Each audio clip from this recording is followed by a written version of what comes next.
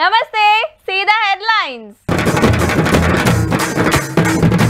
Pass అయింది SC వర్గీకరణ bill, అన్ని పార్టీల హిమ్మతి ఫుల్లు.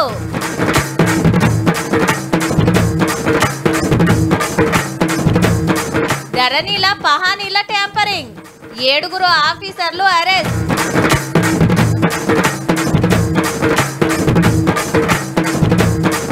బెట్టింగ్ యాప్ల పోలీస్, గా 11 మందికి నోటీస్.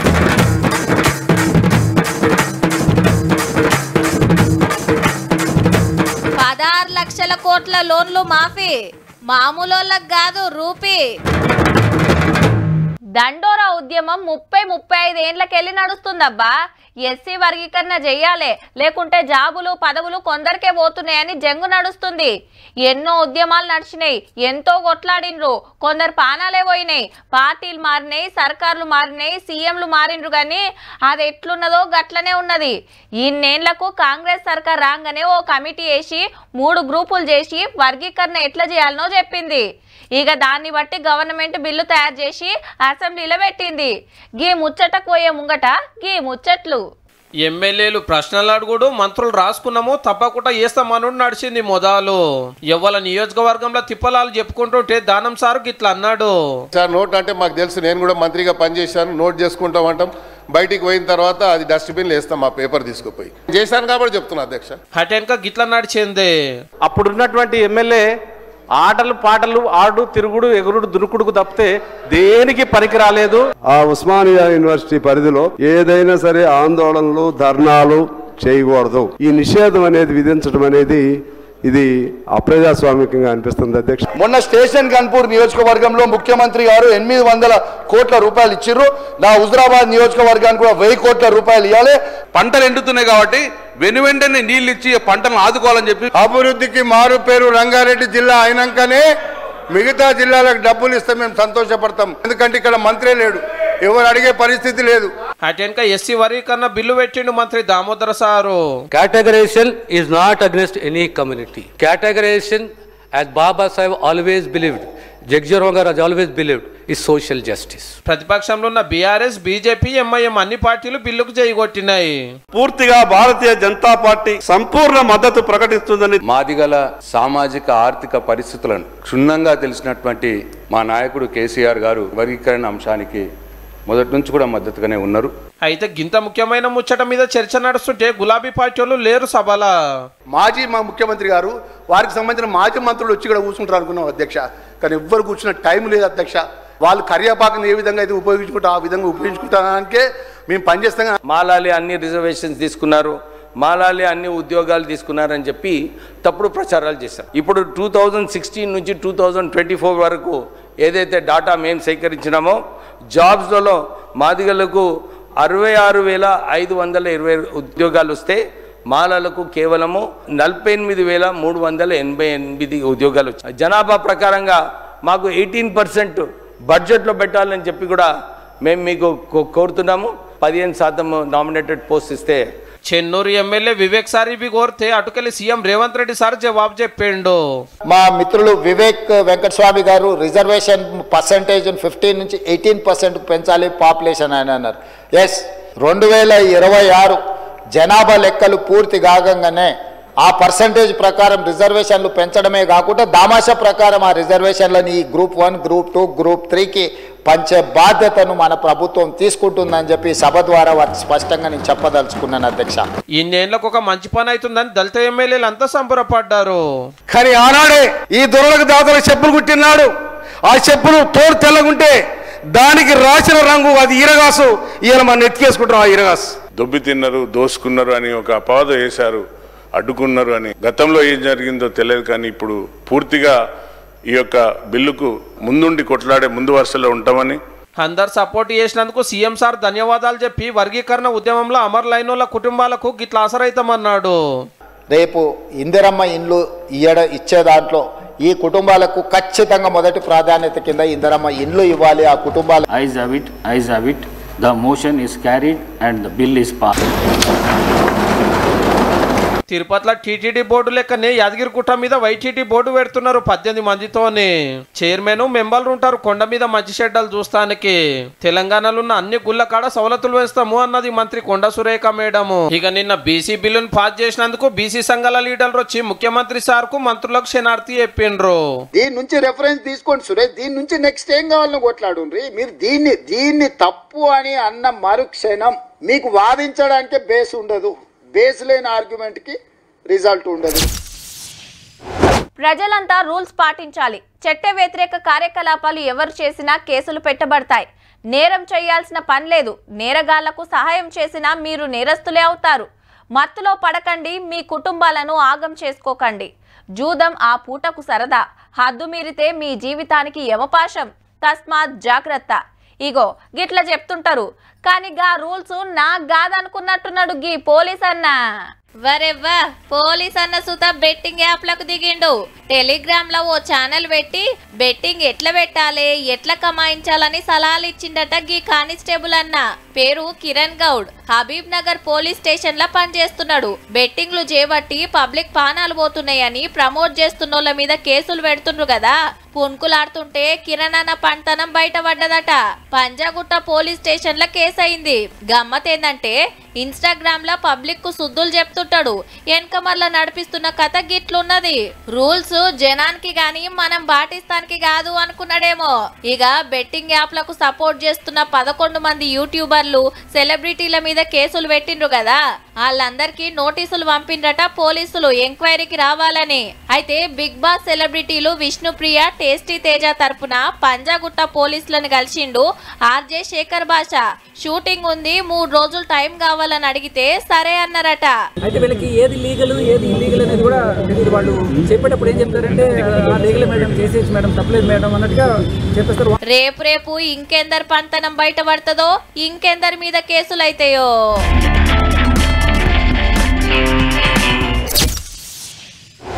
గంత మిత్తి అయితే ఎట్లా సేటు, జర ఓ రూపాయి తగ్గించుకోరాదు అన్నా. 10 నెలలు కరెక్ట్గా కిస్తీ కట్టిన కదా, 1 నెల మాఫీ చేయొచ్చు కదా. ఇగో అసలు మొత్తం కట్టేస్తున్నా, వడ్డీ మీద జరేమన్నా చూడరాదు. ఈ ఏడు అసలు కడతా, మిత్తి సంగతి వచ్చే ఏడు చూస్తా అంటే ఒప్పుకుంటారా? ఊర్లో సావుకారన్న జరంత ఆలోచన చేస్తాడు కానీ బ్యాంకులు అట్లా కుదరది. రూల్ అంటే రూలే, 10 పైసలు సుతా పక్కా కట్టాల్సిందే. మరి గిదేంది? ఓ కొడుకు 10 ఏళ్లలో 16,35,000 కోట్లు లోన్లు మాఫీ చేసినాయి మన బ్యాంకులో. ఉత్త 16 లక్షలు కాదు, 16 లక్షల కోట్లు. పైసల మంత్రి నిర్మలమ్మనే పార్లమెంట్ కి చెప్పింది ఈ లెక్క. అబ్బా, మా లోన్లు కూడా సుక్త అయినేమోనని బ్యాంకుల కూరికే రాయింత. బిజినెస్లు చేస్తున్నాము, కాంట్రాక్టులు చేస్తున్నామని 100 కోట్ల రూపాయలు అప్పులు తీసుకొని ఆమ్దాన్ని కమాయించుకుంటా కిస్తీలు మిత్తీలు గట్టని పెద్ద పెద్దోళ్ళు గాళ్ళంతా చూసి మొదలు మొండిపోతు కింద రాస్తారు. అయినా రాకుంటే బ్యాంకు రిజిస్టర్కి వెళ్ళి పేర్లే తీసి పడేస్తారు. రైట్ ఆఫ్ అంటారు దీన్ని. ఏహే వాళ్ళ ఆస్తులు కుదవబెట్టిరు, అవి అర్రాసు పెట్టి మా పైకం మేము తీసుకుంటాం అంటారు. కానీ ఎన్నో ఒక కాడ జరిగే పని ఇది. ఈ లోపల సెటిల్మెంట్ కు వస్తారు, గంత గట్టలేము గింతే కడతామని. సచినోని పెళ్లికి వచ్చిందే కట్నం అన్నట్టు ఆడికే మురిసిపోతాయి బ్యాంకులో. అగో గట్ల 10 ఏళ్లలో 16,35,000 కోట్ల రూపాయలు మాఫీ అయినాయట. సూటు బూట్ వేసుకొని తిరిగే పెద్ద మోత వాళ్ళరయ్యి. అదే మన సొంటోళ్ళు ఒక 2 లక్షలకు ఆ కాగితం ఏంది, ఏం కుదవ పెడతావు, లోన్ పైకం తోటి ఏం చేస్తావు, ఎవరు షూరిటీ పెడతారు, కిస్తీలు కట్టే తాకతుందా, ఎగ్గొట్టవని నమ్మికేంది అని రోజుల కమానం తిప్పించుకొని ఇచ్చులు కచ్చకాయలు అడుగుతారు. అమ్మో, బ్యాంకులతో మాట రావద్దని ఏ బాధపడైనా టైంకు కిస్తీలు కట్టేస్తారు. ఎల్లకను ఓ నెలాల్చమైతే నోటీసులు వస్తాయి, అవసరమైతే ఇంటికి వచ్చి ఇజ్జద్దీస్తారు. అంటే పెద్ద పెద్దోళ్ళు లక్షల కోట్లు ముంచినా ఏం లేదు గాని గరీబోడు 100 కట్టకున్నా రూల్స్ ఒప్పుకోవు. మన కాడ పైసా బరాబర్ గుంజి గసంటోళ్ళకు పెడుతురు అన్నట్టు. ఆ ఎల్లకాలం కథ ఇట్లనే ఉండేనంటే మన బ్యాంకులు ప్రపంచ బ్యాంకే అప్పించే లెవెల్కి ఎదుగుడు పక్కా పో.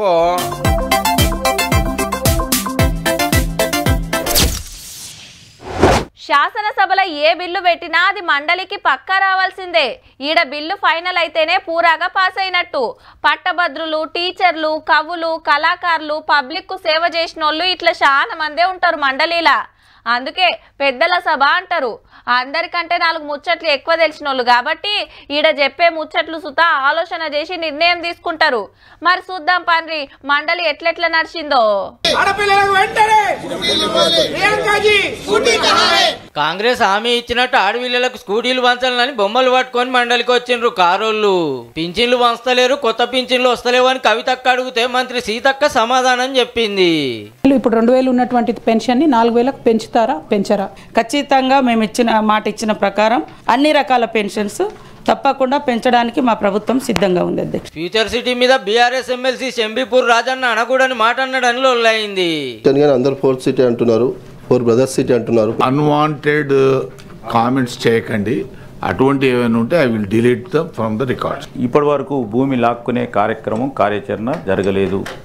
ఈ ఫ్యూచర్ సిటీ డెవలప్మెంట్ అథారిటీకి సంబంధించి అంశం విషయంలో జరగలేదు. రీజనల్ రింగ్ రోడ్డు కొత్త రూట్లకు మెట్రో పట్టాల వరుసల మీద చర్చ నడిచింది. ఔటర్ రింగ్ రోడ్ లీజు మీద గీ మాట అన్నాడు మంత్రి కోమటిరెడ్డి సారు.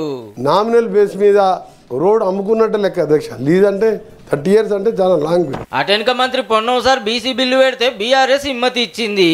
ఈ బిల్లులు పాస్ అయిన తర్వాత ఈ చట్టాన్ని తీసుకొని ఢిల్లీకి వెళ్దాం. 4వ తారీఖు దాకా పార్లమెంట్ ఉంది. గౌరవ ప్రధానమంత్రి గారిని కలుద్దాం. వీళ్ళు కామారెడ్డి డిక్లరేషన్లో అధ్యక్ష మొదటి ప్రశ్న 42% అనే కంక్లూజన్కి ఎట్లా వచ్చింది కాంగ్రెస్ పార్టీ అంటే దానికి ఇంతవరకు జవాబు లేదు అధ్యక్ష. ఇక తీన్ మర్మలన్న గీ మాట అన్నాడు. ఈ బిల్లు ద్వారా పోయి 42% రిజర్వేషన్ వస్తుందా అధ్యక్ష? గుండె మీద చేసుకొని చెప్పమని. ఈ భారత రాజ్యాంగంలో వెనకబడిన తరగతులు అనే పదం నుంచి వెనకబడిన కులాలు అనేటువంటి పదంగా మార్చినప్పుడు సాధ్యమవుతుంది అధ్యక్ష. ఇదంతా ఉట్టిది. ఈ ముచ్చటి ఇట్లుంటే పాత ఎమ్మెల్యే గుమ్మన్ నరసన్న సీఎం సార్ను కలిసిండు అసెంబ్లీ కాడికి వచ్చి. మొన్న ఇంటికి పోతే కలవలేదని మాట వచ్చినందుకు ఇవాళ ఈడికే రమ్మన్నట్టుండు.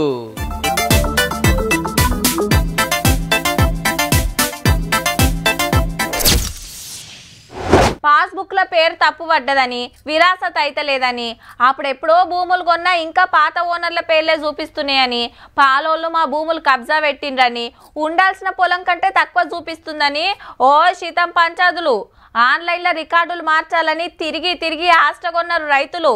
ధరణితోటి పెద్ద తిప్పలు వచ్చిందని ఒక బాధ కాదు, కానీ గీడ మాత్రం కొందరికి ఫాయిదా అయిందుల్లో.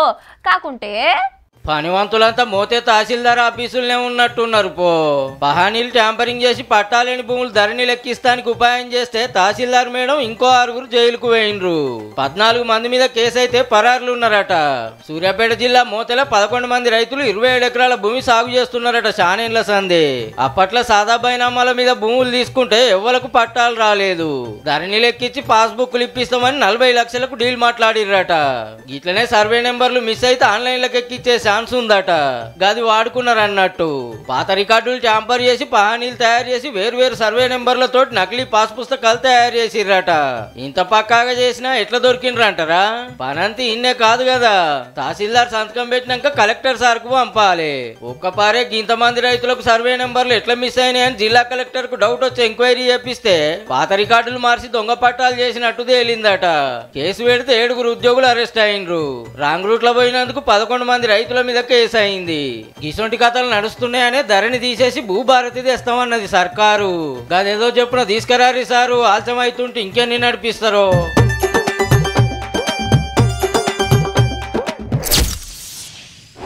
హలో సార్, మీరు లక్కీ లాటరీలో 1,00,000 రూపాయలు గెలుచుకున్నారు.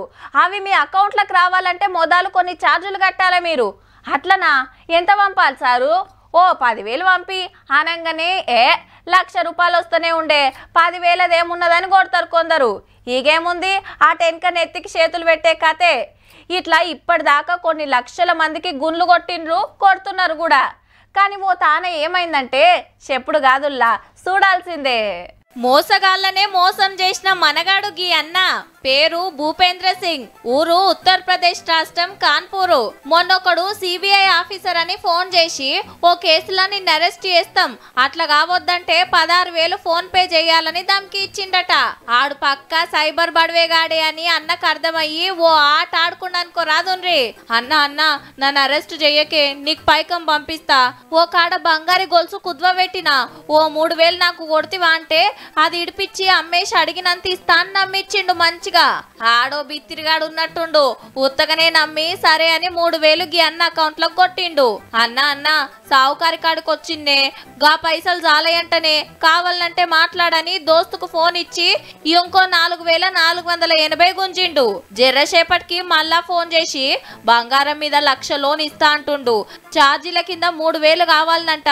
ఎట్లా చేద్దామన్నా అనగానే నేను ఇస్తతి అని మళ్ళా కొట్టిండట అవతలోడు.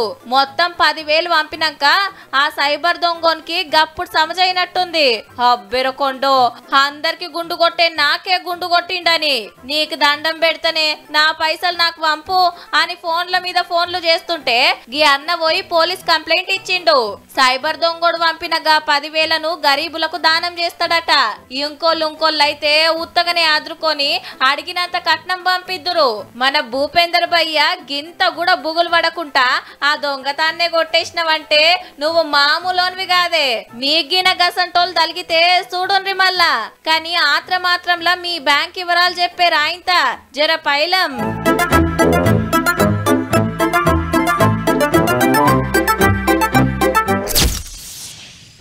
పట్నం వచ్చేటోళ్ళు చదువుకుంటానుకో ఏదైనా కొలువు చేసుకుంటానుకో చిన్న దందా పెట్టుకుంటానుకో వస్తుంటారు. మంచి అడ్డా ఎంకులాడి దందా చాలు చేస్తారు. ఏదో పని చేసుకొని బతుకుదామని బొచ్చెడు మంది పట్నం బాట పడుతుంటారు జిల్లాలకెళ్ళి. వచ్చిన వాళ్ళంతా ఆళ్ళ పనులలుంటే కొందరు మోతేవర్లు మాత్రం పనితనం చూపిస్తానికే హైదరాబాద్ బస్ ఎక్కుతున్నట్టున్నారు. మరి మనోళ్ళేనో బయటి రాష్ట్రంకి వెళ్ళి వచ్చిండ్రో గాని ఒక్కనాడే 3 జాగాల డ్యూటీలకు ఎక్కిండ్రు. అచ్చిండు, బ్యాగ్ తెరిచిండు, గ్లౌజులు దొడిగిండు, తాళం బలగొట్టి ఇంట్లోకి జొర్రిండు. ఒక్కనితోని ఏడైతుందని ఇంకోడొచ్చి బ్యాగ్ తీసుకొని లోపటికి పోయిండు. 2 తులాల గోల్డ్, 1/2 కిలో ఎండి సాదురుకమైనరట తోడు దొంగలు. మేడ్చల్ జిల్లా రాసుక్ నగర్ కాలనీలా ఇట్లా ఊడిస్తే షేక్పేటలా గీ ఇంట్లోకి జొర్రి 34 తులాల బంగారం, 4.5 లక్షల పైకం, 550 బయటి దేశం డాలర్లు అందుకొని అవతల పడ్డారట దొంగన్నలు. రంజాన్ పండుగని చుట్టాలింటికి పోయొచ్చే వరకు గింత పనైంది. సీక్రెట్ కెమెరా రికార్డ్ చేస్తుందని హార్డ్ డిస్క్ సుత ఎత్తుకుపోయిండ్రంటే చూడుర్రిగా. ఈళ్ళ కథ ఇట్లుంటే రంగారెడ్డి జిల్లా సింగప్పగూడల దొంగప్పలు చూడుర్రి కత్తులు రాడ్లు పట్టుకొని ఎట్లా తిరుగుతున్నారో. ఆయన ఎవలో వచ్చినట్టు అనిపియంగానే ఉరుకుడే ఉరుకుడు. ఆయన ఉత్తగేం పోలే, 2 ఇండ్లు ఊడ్చి ఓ బైక్ ఎత్తుకుపోయినరట. ఏడికెళ్ళి మోపైనరో గాని పట్నం పబ్లిక్ ను పరిశాన్ చేస్తురు పో దొంగన్నలు. చూసిండ్రు కదా, ఇక ఇయాల్టి 3 వార్తలు. ఉంటామల్లా, నమస్తే.